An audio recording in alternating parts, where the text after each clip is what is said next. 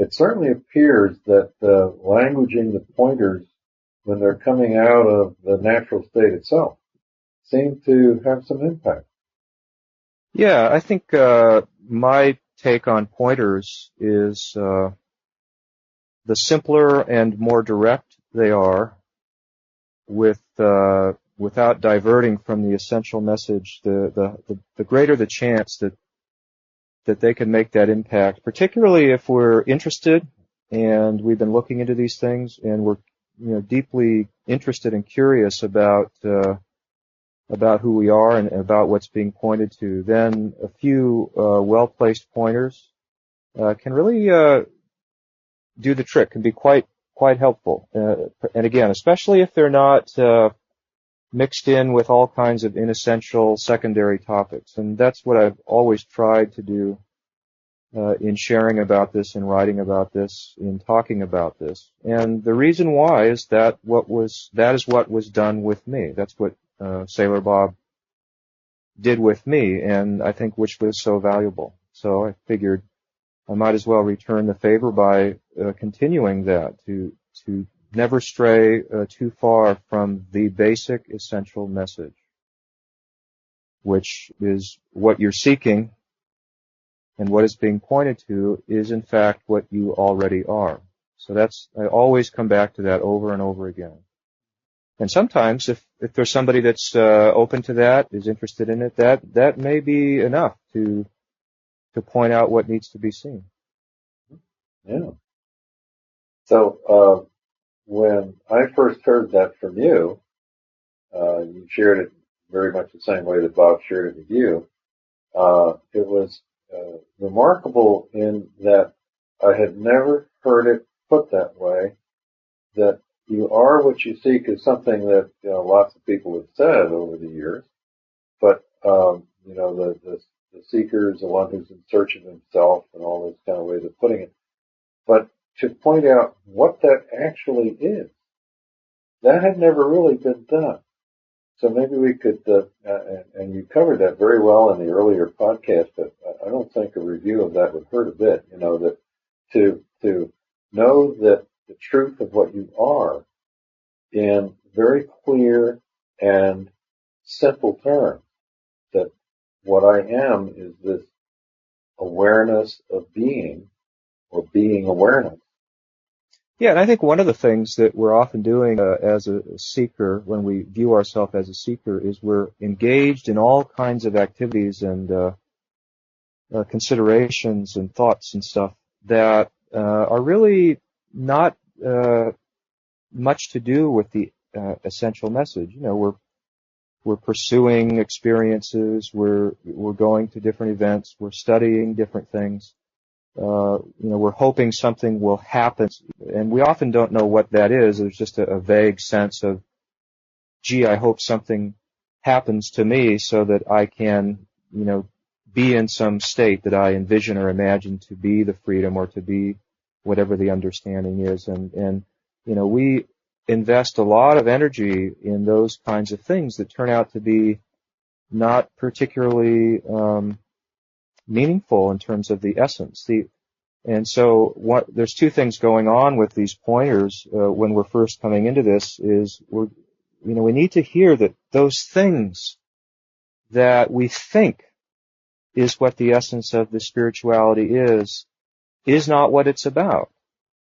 And that's going to free up a lot of our energy, a lot of our awareness, a lot of our consideration to then really hunker down on the core message of non-duality. And that's the universal message that the reality that the sages and traditions are speaking of is in fact what you actually are. And this is the one takeaway. This is the essential message that cannot be forgotten, cannot be cast aside. And the thing that often happens is that once we begin seeking and looking for experiences and going to others and studying about it conceptually and all of these things, all of those things are indicative that we have turned away from the core message. And it may take a little bit of looking to understand why that is so, but it's very vital that we realize that the essence of the non-dual message is that you already are that now. Your being as it stands is in fact that ultimate reality which you are seeking. And if we miss that, as far as I'm concerned, we miss everything. And the result of that will be that the seeking and the suffering and all of those things will go on because we'll be missing the essential message. We will not be understanding the truth of who we are. So that's why these pointers must always be going back, just staying very, very close to that and always hammering home that your being, your true nature as it is that. And that's really all we're saying in all these different ways. We're pointing to that over and over and over again so that we don't miss that fact.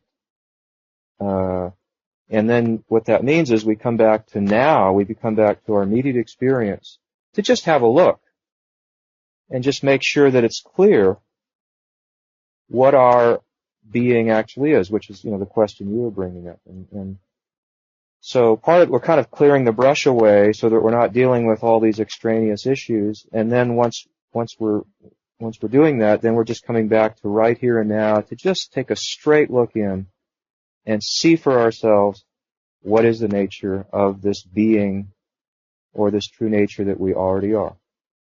And I think, as I have covered before, but these pointers will always be very kind of repetitive in the sense that we're always going over and over the same basic fundamental points. But one of the key ones is that clearly what you are is already present. There is no doubt about that. And that means that what non-duality is about and what all the sages and scriptures are describing is already attained. It is already present, simply because you have no fact about your very presence or existence itself. And what we're going to see is that is it. That is what this is. And it's been with us right from the beginning. It's always been with us.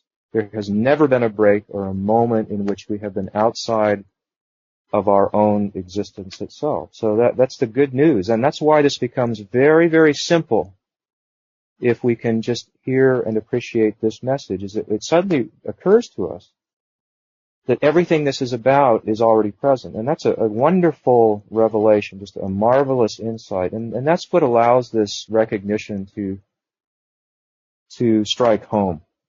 And there is the good news is there is nobody that is missing this recognition. There is nobody that can say that they are not. And it means everybody comes within this, kind of domain of being, having this availability, to see this and to see who they are. Everybody qualifies for that. Everybody is right there immediately at the same level, in the terms of being able to pause right now and see all of this and all of its totality for themselves. Because there's nobody that's distant from that or outside of that or lacking that or missing that or somehow lacking in some kind of inherent qualification. So it's a great leveling kind of message. There's no hierarchy and distinctions. There's no time and separation. It's immediately in hearing this message and resonating with that, it puts you right there immediately with this possibility of looking and verifying this for yourself. So, and this is very, very often missed and rarely communicated in spirituality, in spiritual circles, that this is not a process, it's not an attainment, other people do not have it. All of these things that we labor under, and even some of the modern ones that we hear, like people talk about a final understanding or a shift or an energetic shift or the penny dropping or getting enlightened. Even all that stuff's a bunch of concepts. That has nothing to do with this. It's a wonderful thing when you start to realize that there is no shift and there is no special moment and there is no final understanding, and all of these things are still conceptual, and they're still thoughts and ideas and notions that we've taken on board in the mind. And why is that so? It's because the being is already here. It's already attained. Nobody needs a shift or an awakening or a future time for this to be. It's like it's already there. Now, we may have overlooked that or not appreciated that, and that's what the pointers are for. It's, hey, hear this message, stop, take a look, and notice that what you're seeking is already here. So we start right with that point of essentially acknowledging this doubtless fact of my existence being present, and simply looking at that, noticing what is that? Because whatever it is and all of its qualities are actually already fully attained, and they always have been. And that's the beauty of this. And it really could not be any other way, because if this reality was somehow separate, or somehow distant, or somehow an attainment, then we would be separate from that. It would be an achievement, something that would occur, and it would be in time, and it would be conditioned, and it would be something that we would, even if we did attain it, it would be something that we would lose. And so this has to be this ultra simple, ultra non-dual nature of what's being pointed to is really the only solution. And that's what they've been telling us all along by saying, you are that, or your own mind is the Buddha, or however they might have said that. And the thing that you start to notice is the message has been universal, absolutely consistent, and virtually identical in every culture, every time period, every particular spiritual approach. When you take away the verbiage and the different cultural trappings and all that, you find virtually the identical pointer, which is good news, because if people have been looking at this from all these different perspectives and different time frames, and they've all discovered the same essential reality, that's a pretty good indication that this is a very solid and very clear truth. And so all we're doing is we're just looking to see and verify this in our experience, and that's what the pointers are encouraging us to do. Yeah, the undeniable experience is of the beingness. There's no escaping being. And so it's simply coming back to realize that's what we are. Yeah, and now that we know that's who we are, because that's the only constant, let's just, let's look at it and see it as it is. And there's absolutely no attainment involved. We're just examining something that is doubtlessly present. And it's a kind of an interesting thing when you realize that, this is already here. I don't even have to achieve this. I don't even have to awaken to this or anything like that. I'm actually looking at something that I already see, that I already know. And even though, and of course we'll see that this being or sense of existence has been with us, has always been present. As long as we have any cognizance, any notion of our own presence, obviously that existence must have been there. That we may have been overlooking that, and that's what ignorance is. I mean, that's the root of the problem in spiritual. These teachings tell us is that the root is not that the existence or the reality isn't present. The issue is that it is present, but we've been overlooking it and ignoring it. And so ignorance means ignoring something. So what we're doing here in talking about this is we're stopping ignoring this. We're starting to not ignore this, and in not ignoring it, what that means is we're going to be looking exactly and precisely at this true nature that we are, simply to see what it is, not to attain it, not to find it, not to achieve it, not all that stuff. But every one of us must start from now with that acknowledgement that clearly that is present. It cannot be any other way. And so we're just simply going to say, oh, since this is what I am and this is what's being pointed to, I might as well have a good look. And that's what, when we talk about seeing who you are or looking or recognizing your true nature, that's all that really means. It means just stop and notice what is the nature of what you are. And it's incredibly simple. It's incredibly easy.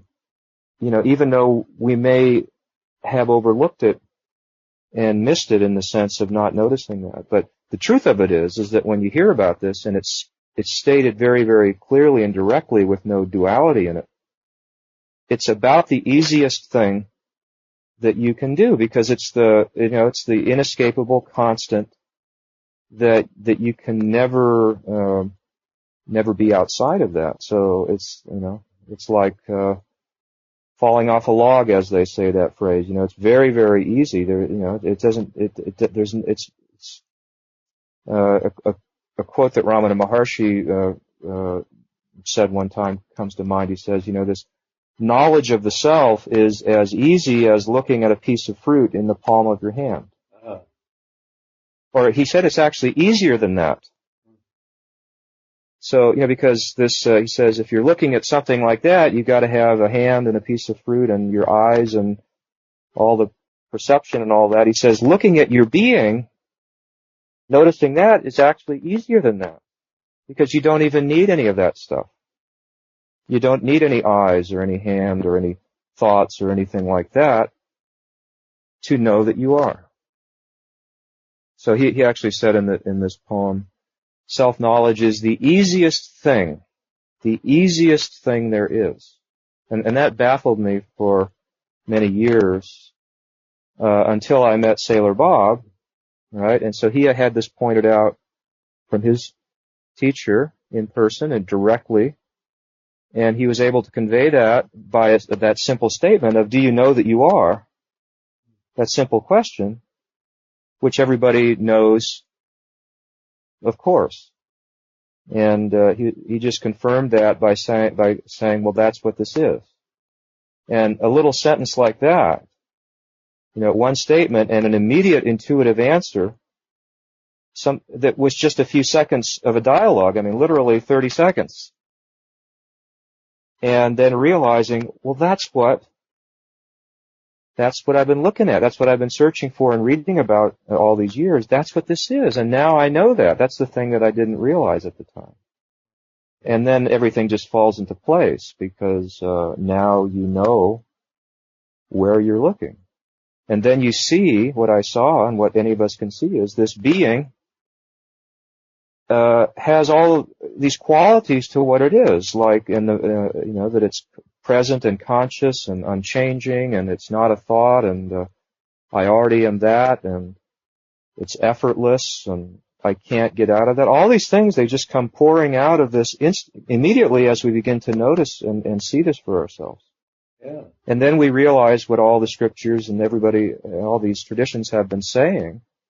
But the difference is that we're seeing it now as direct experience.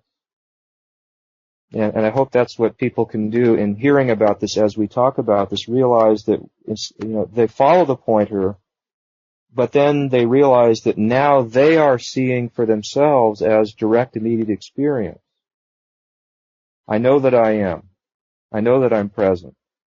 I know that what I am has this conscious nature. I know that the thoughts are coming and going, and yet I know that I remain. See, and it's kind of like, the funny thing is, all these things become self-evident. Mm-hmm. So that's what we're trying to do with the pointers, and that's the value of them. And they just get us up and running so that we can see these things. And then you're beyond the pointers. I mean, you're beyond the need for all of those things. Yeah. There's no more need for some elegant spiritual concept to try to capture the essence of words. Exactly. And the spiritual concepts and pointers are designed to fall away naturally after they're used. The highest teachings, the highest, clearest pointers are just to get us to see in our direct experience, and then they've done their job. So they're going to fall away, We don't have to cling to them or try to, overuse them or constantly be going back to the pointers. That was just somebody's attempt to point out what we are. Once we've seen that, if we keep going back to the pointers and stuff like that, that's actually overcomplicating it. And sometimes we do that. Somebody would say, well, I know that I am, okay, and then let me get back to all these kind of concepts and pointers and activities and stuff like that. But if we hear this clearly and we understand what's being pointed to, then we won't have to burden ourselves with that kind of thing. We'll follow the pointer, see it for ourselves, and then forget the pointer. And, the teacher and the scripture, the pointer that was used is not to be, revered as some kind of ultimate reality or something, in and of itself. And, in seeing this and knowing that your being, and that's the pointer that I'm using, but your being is what this is. There is nobody else out there, no matter what they know or how high or realized or whatever that they appear to be, that has this or possesses this or somehow has some kind of inside experience that is better, let's say, than what you have, because it's your very existence itself. And the highest and clearest teachers out there, all that they can do is simply point to that fact, and hopefully as clearly and simply and directly as possible, and then getting themselves out of the game and getting the spirituality out of the game, getting the pointers out of the game, and leaving you naked, alone, clear, and standing in that direct realization. And they know that you don't need them. And the best teachers that I met and ever talked to, people that know this, that was always very, very clear. And that's not often always clear in the spiritual marketplace. So we want to, get this pointed out and then stand on our own 2 feet with that direct recognition.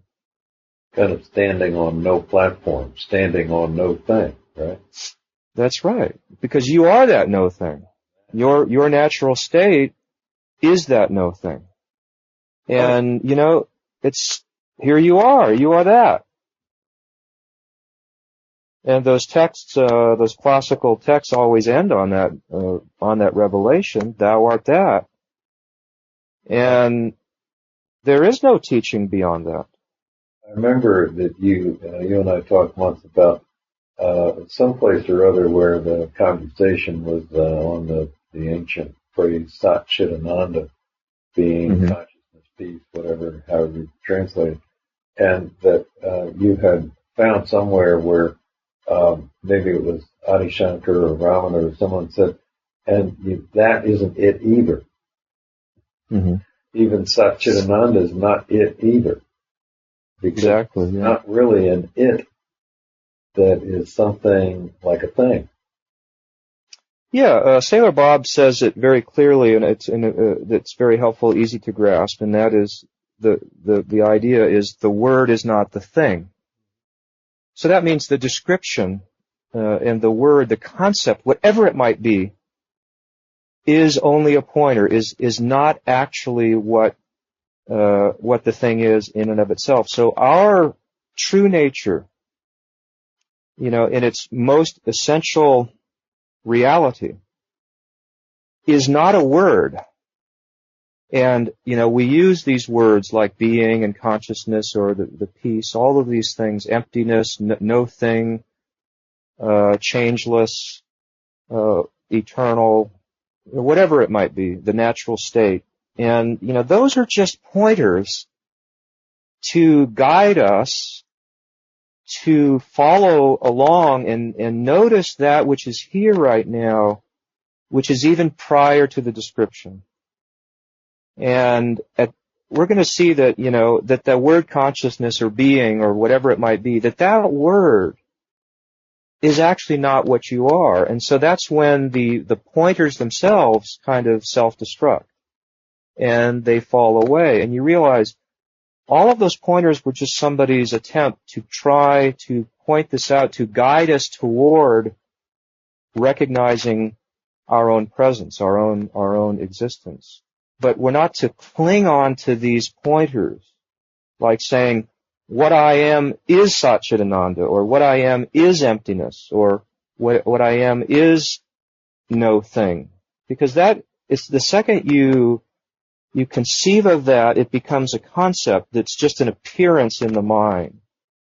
And so what's actually happening in spirituality, as far as I can see, is they're giving us a temporary concept that is clearer and more unified and more true, relatively kind of more solid, that helps us to kind of get rid of some of these other ideas that we've had about who we are. And then, but as we get to that and look at that, right in that final kind of looking, we'll see that that concept does not describe who we are either. And in my experience, all of the teachings and all the traditions, they will always negate that last concept. Yeah. And that's why in Buddhism, for example, they say everything is emptiness. And just about when you're ready to say, oh, the absolute reality is emptiness, then they tell us that the emptiness itself is empty, or just negating itself. And that's why if you look deeply into these other traditions like the Satchidananda, or the being or the consciousness itself, gets negated as well. Yeah, empty doesn't mean empty, like the opposite of full. Yeah, because empty is clearly one side of a conceptual duality. Emptiness, fullness, emptiness, form, being, non-being, conscious, unconscious. So clearly these are just dualistic concepts. And we don't want to be left clinging on to some new spiritual concept. And I feel that is largely what happens in spirituality is people end up with a new expanded concept of their identity, but they still are identifying as, some mega concept. And then, you say, well, what I am is emptiness. But that's actually not what you are. It's just a way of pointing. So what I would say is, come back, let that concept, let that core pointer guide you. But then, in direct experience, pause even that concept. So say you're thinking, I am Satchidananda, that thought. Okay, just let that thought pause. And without grasping onto the concept, just get a taste of what is actually present here without the concept. And that's what they're talking about. That's how I would look at it. It's a very distinct, very clear and kind of a vivid recognition of something. And that's where you get that taste, you get that feel, you get that sense of who you are, of what your natural state is. And you're probably going to come out of that maybe trying to say something about it, but now you know that anything that you say is actually still a concept. But the difference is now you know it. Now you know it's a concept. Yeah. Beautiful. Yeah, I think it's an important point that the concept of a thing is not the thing conceived, that the word is not the actual, however you want to say it. Because what I've noticed about the way, I spent 30 years of seeking and searching in all the various traditions where this was not clearly pointed out, and that what I noticed is there was never any discrimination or any distinction made between the concept of the thing and the actual experience of the thing. So the experience of emptiness and the concept emptiness are in completely different worlds. Mm-hmm. But we don't notice that. And so this starting out from the clarity of this natural being and looking directly from that into it, kind of looking direct, is the way of it. I'm not a concept. Yeah. I'm no concept. Exactly. Yeah, exactly. That's what I was going to point out also there is that this, if you ask anybody, are you a concept? They know immediately, intuitively, they know, of course, I'm not just some word or idea. And just really appreciate that because, what is it that you are, when you say and for certain that you are not a concept, there is something clearly recognized there that is beyond any doubt. And I would say, just say to really get into that, really feel that out and explore and appreciate that which you are recognizing when you say, I know that I'm not a concept, that which you recognize there and know for certain, that's what this is, nothing more. It's nothing other than that. And everybody will recognize that immediately when it is pointed out. That's the beauty of this, Ask anybody that at whatever level of understanding or experience they may have, ask them that simple question. Do they know that they are? And it's interesting how clear and solid and certain that is for everyone. So then that's the clue right there. That's the immediacy. The immediacy of this is then just to simply ponder or reflect on what is it that I'm recognizing? Because what I am recognizing is what is being pointed to. And, how far are you away from that right now? Do you need to go somewhere?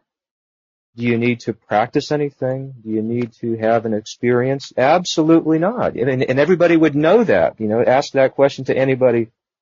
Do you need to practice to be present? Do you need to go somewhere to be what you are? And everybody will, answer that they don't need that. And isn't that amazing that you can ask anybody, at any level of understanding these basic questions, and they will all answer identically and with confidence from their own direct experience. It's really a stunning thing, actually.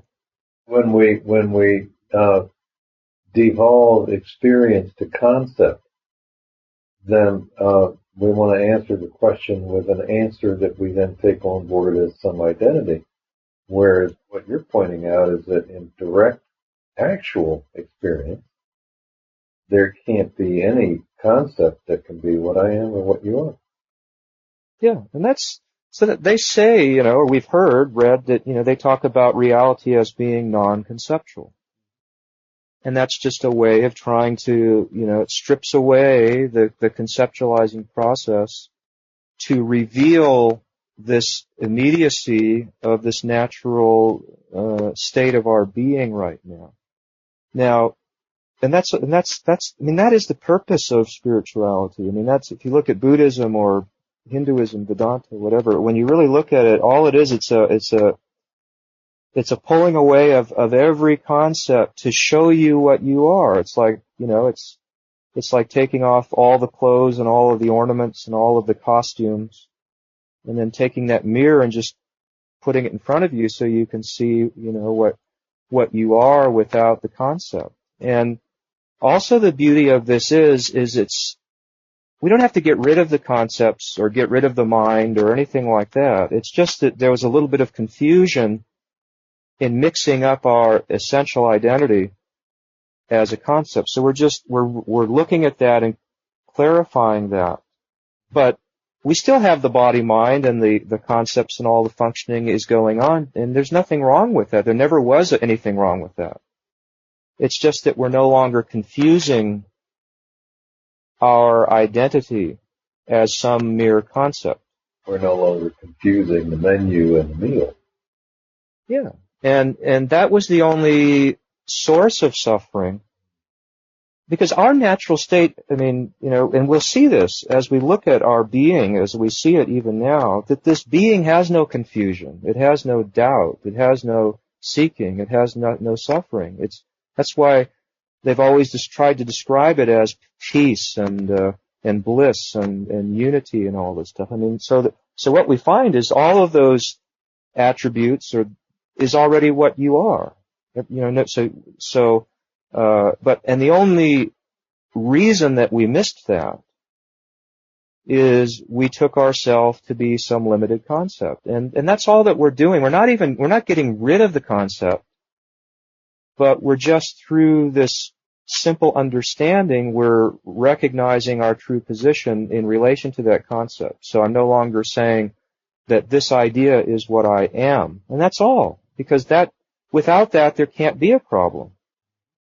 And it's as simple as that. And, you know, you've got, you know, that freedom from suffering, and freedom from doubt, and freedom from seeking, and freedom from the personal problems. Why? Because all of that only comes in by identifying our natural state as some limited concept. And as we talked about, the central concept is that concept of the I. And what we see as we kind of recognize this way of looking is it becomes very, very clear that even that concept of I itself is not what I am. Mm-hmm, exactly.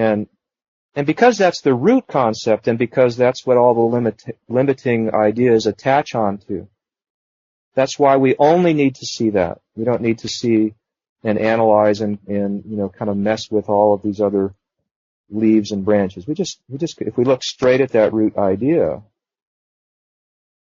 So if you're not a separate I, if you're not that separate person, then what are you? Well, you are that unconditioned being, that pure non-conceptual awareness itself.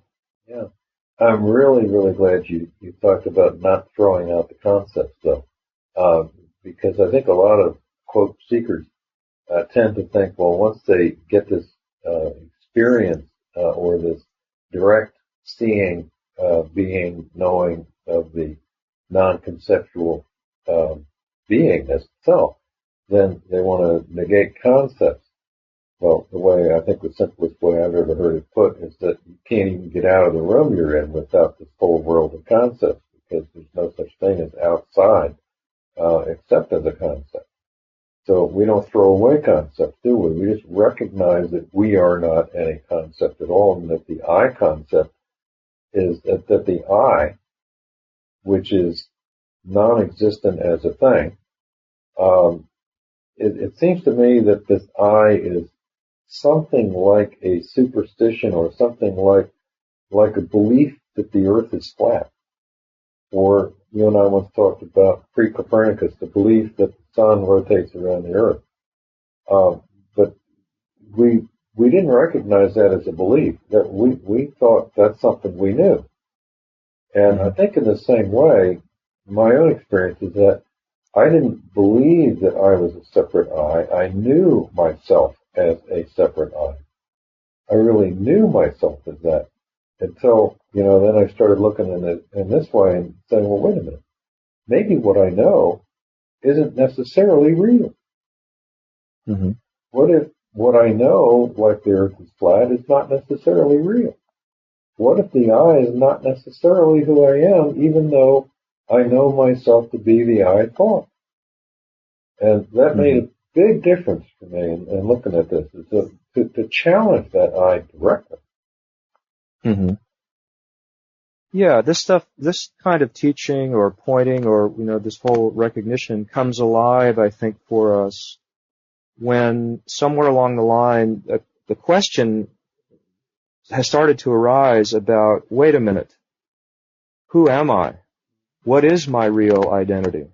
Because, you know, until that stage there, we, like you say, we know who we are. You know, I know that I'm that person. I know that I'm John Wheeler. I know that whatever these attributes are, I just have that gut level feeling that this is my identity. And I'm not even really questioning or examining that at all. I'm functioning in my experience, you know, through the filter of that concept.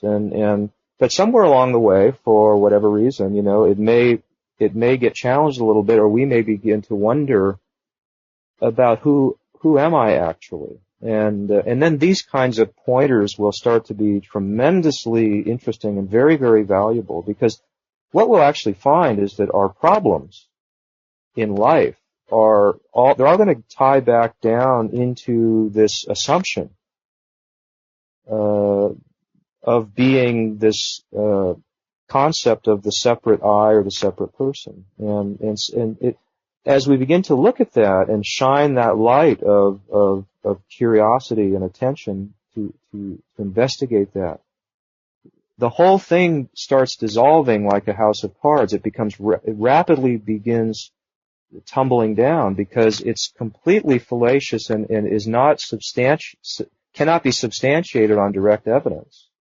Like here we are sitting here, present and aware as what we are, and then periodically this notion of what I am is coming and going as an idea in the mind. And the funny thing is, we've been somehow equating our abiding identity as that periodic thought that's just simply popping in and out of consciousness. And that's the funny thing. Like, if we pause and look at that, we suddenly realize, well, how could that possibly be what I am? Because I was here before, during, and after that concept. If that was what I am, then I would be coming and going, and that's not intuitively our experience. And it's amazing how quickly this whole thing dissolves, and that belief comes, and that confidence that we thought we knew who we are it just rapidly dissolves the moment that we're interested to look at that. And even though it's funny, because we may have, in the appearance of things, gone on for decades and decades, absolutely convinced that I know who I am, and yet a few moments of direct looking completely unwinds the whole identity, and never to return, really, because once I see something is not true, it's very hard to go back to somehow having an unquestioned belief in that. Yeah, once the grifter is convicted of being a con man, you don't believe him or her anymore. Yeah, and people, must appreciate this, and I certainly did not up until a certain stage of looking at this, is that all the seeking, all suffering, all the questions, all the problems, everything like that in life that can be any kind of limitation, it's all riding upon the identity as that I thought. Because it's that I thought that has all of those problems. That the natural being that you are has none of those problems. And it's a stunning, it's a life-altering, absolutely kind of earth-shaking insight, because it's the way that freedom or the liberation, so to speak, of stepping beyond that limitation. It's the way that this is actually possible, because you realize it's all hinging upon a kind of a series of assumptions, and that linchpin, that core one of taking myself to be that separate identity, that's the root of it, and that's, that I thought is the owner of problems, because, the being here is not seeking anything. It doesn't have any problems. It's not separate from anything. It's not questioning anything. It has no limitation. It's absolutely full, absolutely unconditioned. And it's a stunning thing, and I really encourage people to really stop and think about this and notice this, that it's the I thought that is having all the problems, not you. And so that's why if I only have those problems to the extent that I believe or identify as that thought, and, without that belief, just that questioning that right there frees me from owning all of these issues. And even things like death and the afterlife and reincarnation and whatever people come up with, even all that stuff is only for the I thought. These issues do not trouble the natural state. I mean, your being isn't sitting around saying, well, what happens to me, in the next life? That's a concept arising in the mind in relation to the I thought. And so you even step out of all those metaphysical issues.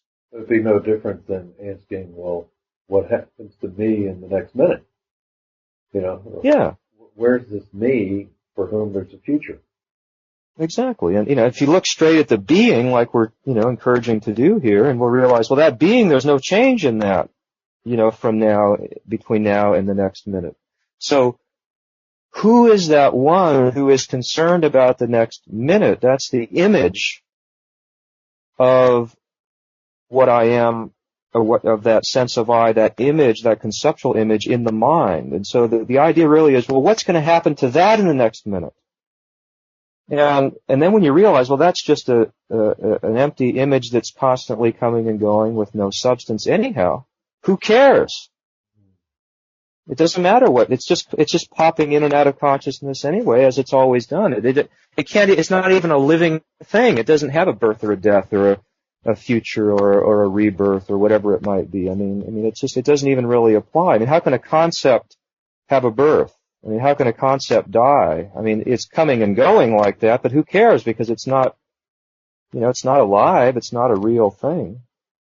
So the amazing thing that I saw, which was stunning and unexpected really, was that, examining this notion of I and then realizing its conceptual nature and seeing very clearly that that's not what I am, all of these problems were completely annihilated. All the spiritual intricacies, all the personal problems, all the past, all the future, everything. And, it's hard to really appreciate that, or I certainly, when it started to be pointed out to me at one stage that this was the possibility here, and if you really think about it, it's really an incredible opportunity, because what it means is that, all personal problems and all spiritual problems and all these things, they are all resolved by simply understanding what you are, and if that separate I concept is in fact your identity.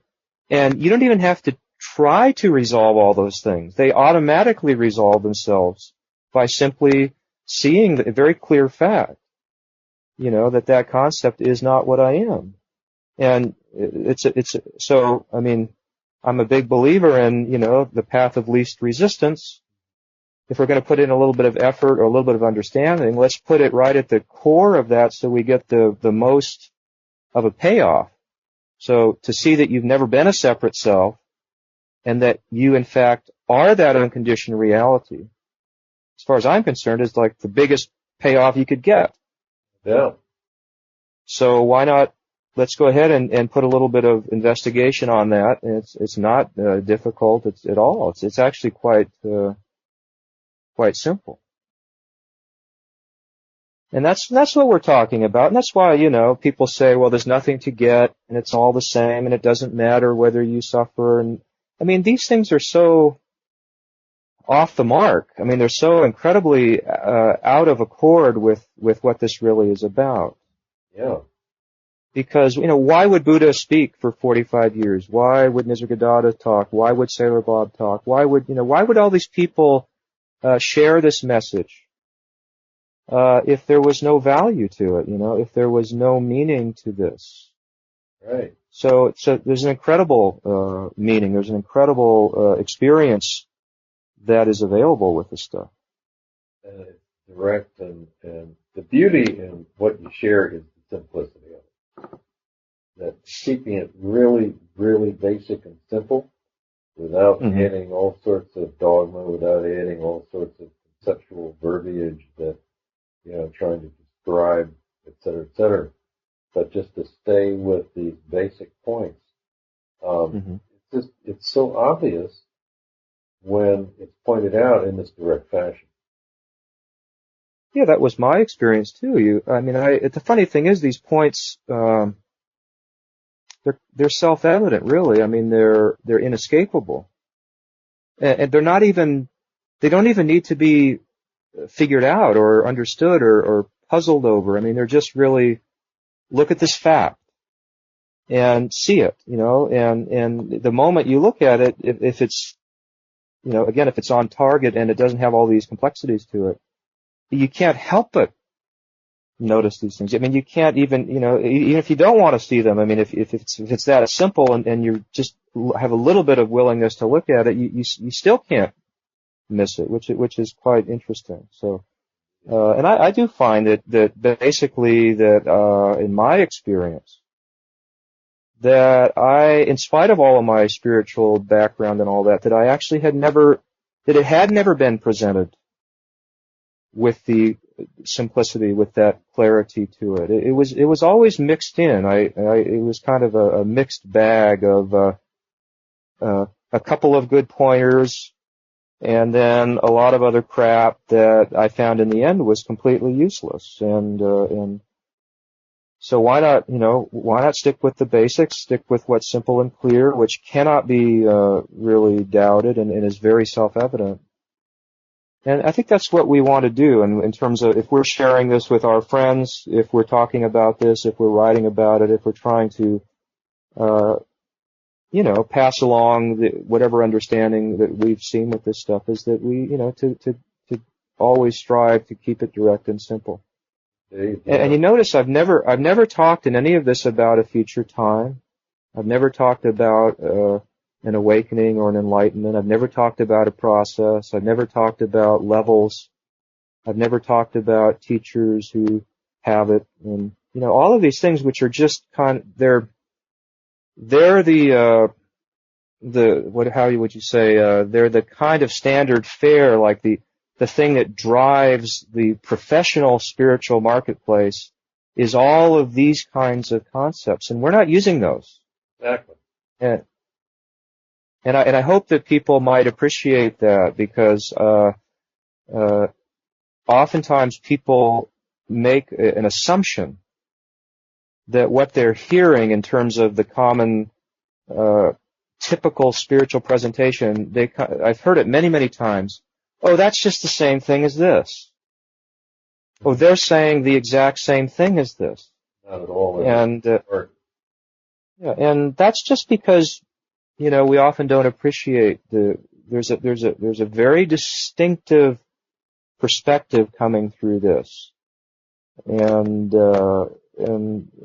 I think that as we look at this and stick with the basics of it, that we'll start to appreciate directness and the immediacy, and because it's that directness and that immediacy and that clarity behind it that if we follow in that spirit, then this stuff is right here, right now, very, very immediate, not as an attainment, but as a fact of direct experience for anybody who would just take a little bit of time to just simply look at it for themselves. So we're not going to be talking about, 10 years from now you're going to get something, or you're going to get, we don't even speak we don't even speak in that language. We don't even talk about you had an awakening and now you're going to do this and all. That's just all imaginary, concepts that are very, very heavily coming from the false I position. Well, they're all coming from what I call survival. That the survival of the entity that takes itself to be real, and often doesn't seem to want to be found out. But the staggering simplicity of this is that there is nothing to find out. There's nothing really to comprehend here. That there's just except a clear recognition of that fact. Well, I was just going to say that one fact. Yeah. One simple fact. Yeah, and the fact is, like I said, I've tried to distill it down, and it's that, there is this reality, and you are that. And we don't want to move away from that. Exactly. Not you will be that, or other people have it, or do this, and then all these conditions. No conditions. This reality is what you are. And we're going to just hold to that, I call it, holding the line and just not deviating from that. And the mind at first, when we first hear this, it may want to jump to the concept. Yeah, but what about this?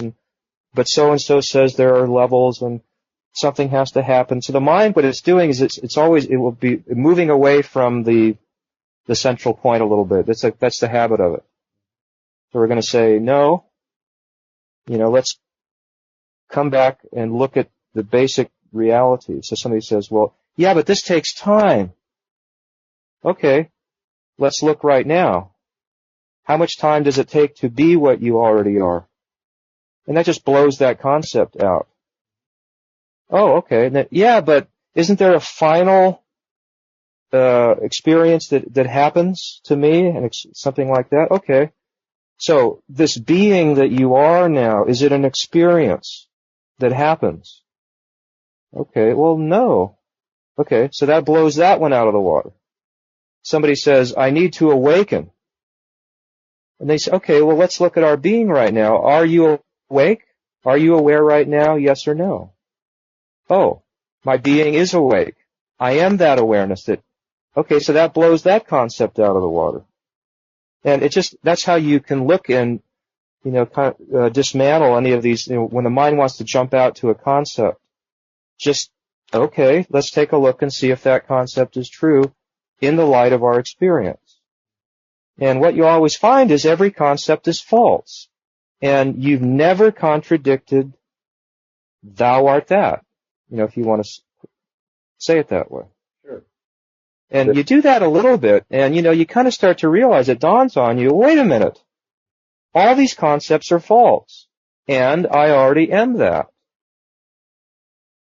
And then even that, that's kind of, it settles down with that. And then even that concept that I am that, you don't even need that to be what you are. So that one falls away. That's like what we were talking about. Even that last kind of spiritual concept that guides us to see the truth of what we are. You realize with or without that concept, I still am what I am. And that's the point that, you don't need any spirituality, any point or any concept. You don't need nothing. Because there is no concept that can enhance your natural state. And that's the end of the game. That's the end of the whole thing, And that's now. Checkmate. Checkmate. And we're not talking about, yeah, but what do I do 10 years from now and how do I live this? All that's all been annihilated. That's just all, everyone listening, I think now, if they followed along, will, even spot that even right now, is that all of those concepts are only for the self-center. They can't possibly be for your natural being. So we're not even going to be interested in those concepts. We're not going to be, yeah, but how do I live the teaching? Well, that just doesn't make any sense. Yeah, who and why? And you're the reality. So who cares? Oh, that's just one of those learned concepts about the separate self. And so, none of those things even stick or apply to you, or they have no relevance to what we're talking about. And say, well, yeah, but don't I need to get enlightened? Yeah, but isn't that just a thought? And aren't you here? Isn't your natural being, shining here in all of its immediacy, even with or without that learned concept? Yeah, even the notion that there's a body here, that can't be without thought. That's true. There's a body without a thought. And am I a thought? No. Then am I the body? No. Well, what am I then? Just this presence. Just this non-conceptual, doubtless presence of awareness that can't be negated. And, everything really is a concept. Everything that we perceive, the moment we label it as a chair or a body or a object, whatever it might be, we're already conceptualizing. So what is all this? What is everything without the concept? Because clearly all these things that we're perceiving, they're not the concept. The word chair is not the chair. So without the concepts and labels, what is it that's present? Not only for myself, which is already a concept, but for these seemingly other things, which is already another concept. But what is it that is present here prior to the conceptualizing, and there's not even a separation yet. Because the moment that I say myself and others, I'm already labeling. And so when we take off all the labels, there's not even any duality here. There's not even any objective experience. There's not even a subject. There's not any separation. So no subject, no object. Yeah, and it's not anything, and there's no thing, and all that is here is what we've been talking about all along, which is that no thing, doubtless, non-conceptual reality or of being or awareness, whatever we're talking about. That's all that's here right now. There's nothing other than this. There's nothing to even speak of except that. So, that's the... Not even any out there. Yeah, because there's nothing out there unless you have the concept out there. Yeah. And there's nobody here. There's nothing over here without the concept that there's somebody over here. So there's a very nice quote that Sailor Bob used and liked a lot, and I'm sure because it's very, very clearly expressing this, is that, and I think that we can see this now, but where it says, all there is this self-shining, ever-fresh, non-conceptual presence awareness. Just this and nothing else. There has never been anything other than this. And that's how they said it in Buddhism. But that's how they, in the Advaita Vedanta, they say, this reality is one without a second. Meaning there's not even a second to even speak of. It's just this. And so it folds back into the same understanding of all there is this one non-dual, undivided, doubtless reality shining beyond any doubt. And call it whatever you will, being, this luminous, non-dual consciousness, this unconditioned, timeless, whatever, we're just using all these words, but that's what you are. That's all that there is, and that's all that has ever been. Everything else has never come into actual existence. And knowing that the concept is not what's being pointed to by the concept, I think is crucial here. Yeah, exactly. So, and all we're doing is we're just kind of stripping away all the conceptualizing to see what's present, to see what's real, to see what is actually here. And that's what we try to do over and over and over again in different ways, coming at this in kind of different perspectives. But I think hopefully this talk, this interview and our going back and forth may be helpful, to the others who may be looking or resonating with some of these ideas. So just to really, so that they can see for themselves. That's the only point of talking about it, really. Exactly. And there's a sense here of, well, for want of a better word, just a deep sense of a real authentic compassion. Not a pity, but a real authentic compassion. Like I love one of the old definitions of compassion being the ruthless destroyer of ignorance. Mm-hmm. But ruthless is really the wrong word for it. I think there's a love behind this compassion that hopefully people will get the taste of here. Sounds good. So simple, direct and immediate. John, thank you for your love, your compassion, your expression, and for who you are. Thank you. Thank you, Charlie. It's nice to talk with you again.